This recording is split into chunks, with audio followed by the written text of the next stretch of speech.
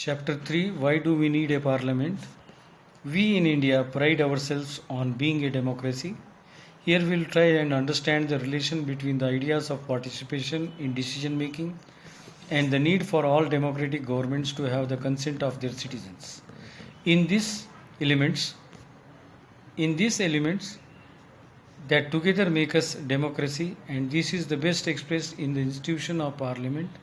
In this chapter, we'll try to see how the parliament enables citizens of India to participate in decision making and control the government, thus making the most important symbol of democracy and a key feature of the constitution. Why should people decide? As we know, India became independent on 15th August 1947. Preceding this was a long and difficult struggle in which many sections of society participated. People from various grounds joined the struggle and they were inspired by the ideas of freedom, equality and participation in decision making. Under British rule, the people had lived in a fear of government and not agree with many of the decisions that they took. But they faced grave danger. They tried to criticize this decision. The freedom movement changed this situation. The nationalists began to openly criticize the British government and make demands. As far back as 1885, the Indian National Congress demanded that there be an elected member in the legislature. Legislature means an assembly of people, representative with the power to enact laws. The Government of India Act 1909 allowed for some election representative, while these early legislature under the British government were in response to the growing demands of the nationalists. They did not allow for all adults to vote, nor could people participate in decision making. The experience of colonial rule as well as the participation of people in the struggle for freedom left doubt in the minds of the nationalists that persons in independent India would be able to participate in making decisions.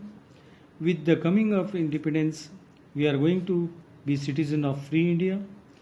This does not mean that government could do what it felt. It means that the government had to be sensitive to the people's need and demand.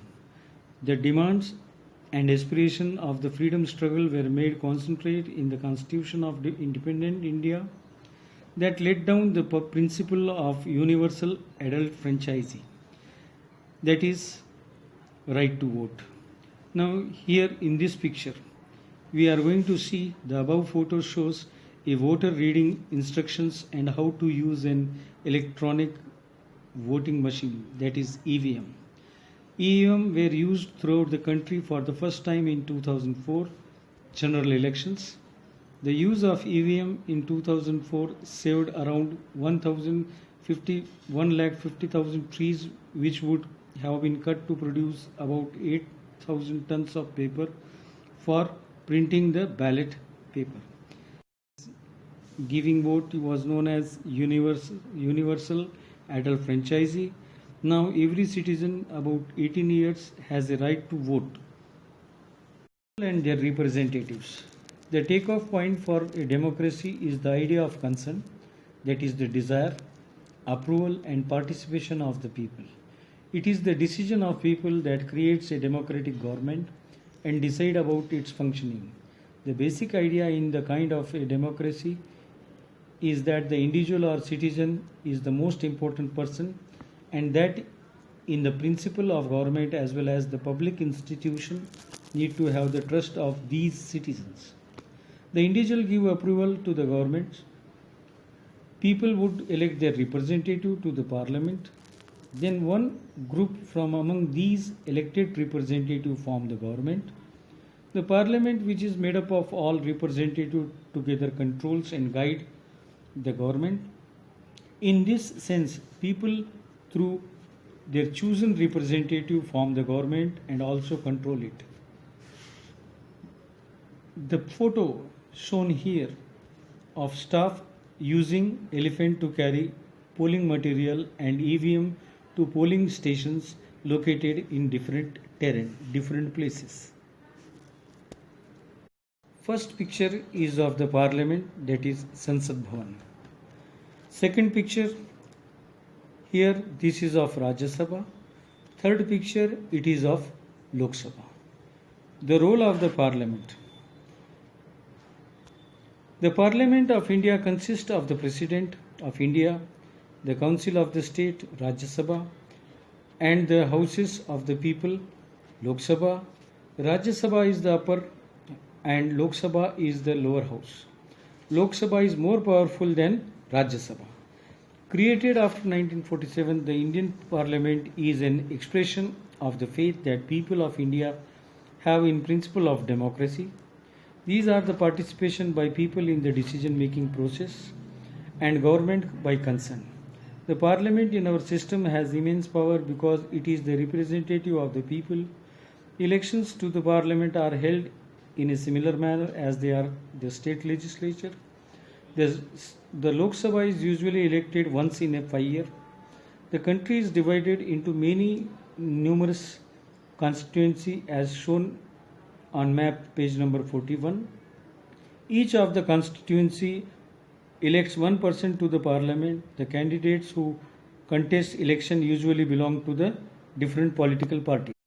Here we are going to see the political parties like BJP, Bharatiya Janata Party, Communist Party, CP, Indian Congress, Socialist, Indian National Congress, Janata Party, etc. Here some state parties like All India, Anna DMK, Indian Congress, Muslim League, Kerala Congress, Telugu Desam Party, etc. Here the parliament is made up of elected representatives of different political parties and has a lot of power. Once elected, these candidates becomes member of parliament, that is MP. The MP together make up the parliament. Once elections to the parliament have taken place, the parliament needs to perform the following government. Number 1, A. To select the national government, the parliament in India consists of the president, the Rajya Sabha and the Lok Sabha. After the Lok Sabha election, a list is prepared showing how many MPs belong to each political parties. For a political party to form the government, they may have a majority of elected MPs. Since there are 543 elected plus 2 nominated members in the Lok Sabha, to have majority, a party should have at least half the number, that is 272 members or more. The opposition in parliament by all the political parties that oppose the majority party, coalition is formed. The largest among these parties is called the opposition party. Once the most important function of the Lok Sabha is to select the executive. The executive, as you read in chapter 1, is a group of persons who works together to implement the laws made by the parliament. This executive is often what we have in mind when we use the term government. The speaker is the preside officer of the Lok Sabha. The Prime Minister of India is the leader of the ruling party in the Lok Sabha from MPs who belongs to her party. The Prime Minister selects the minister to work with her to implement decisions. These ministers then take charge of different areas of government functioning like health, education, finance, etc. Often time in the recent past it has been difficult for a single party to get in the majority that is required to form the government. Then join together with different political parties who are interested in similar concern to form what is known as coalition government. Group of party. After election, when a party has been unable to get adequate seats to form clear majority, then alliance is formed of the political party. The above table gives the result of the 13th Lok Sabha election held in 1990. In these elections, the BJP got a large number of seats but still not enough to emerge as the majority party in the Lok Sabha. It thus had to form a coalition that is called Gathbandhan Sarkar. Coalition, the National Democratic Alliance, NDA, with other political parties who were its allies. Photo on left is to the South Block, which housed the Prime Minister's office, that is PMO. Photo on the right. The North Block is the photo on the right, and this has the Ministry of Finance, the Ministry of Home Affairs. The other ministers of the Union government are located in various buildings in New Delhi. The Rajya Sabha functions primarily as the representative of the states of India in the parliament. The Rajya Sabha can also initiate legislation, and a bill is required to pass through the Rajya Sabha in order to become a law. The resolutions which are introduced in the parliament for the purpose of making laws or changing old laws or amending the constitution are called bills. Number 2, bills can be broadly divided as number 1, money bills, 2, financial bills, 3, ordinary bills, 4th, constitution amendment bills. Lastly, third one, when a bill is passed by both the houses and it receives the assent of the president, then it becomes law. It is therefore has an important role of reviving and altering if alteration are needed, some correction by the law initiated by the Lok Sabha. The members of the Rajya Sabha are elected by the elected members of the legislative assemblies of various states. There are 233 elected members plus 12 members nominated by the presidents among scholar, artists and social worker to control, guide and inform the government. The parliament, while in session, begin a question hour. The question hour is an important mechanism through which MP can elicit information about the working of the government.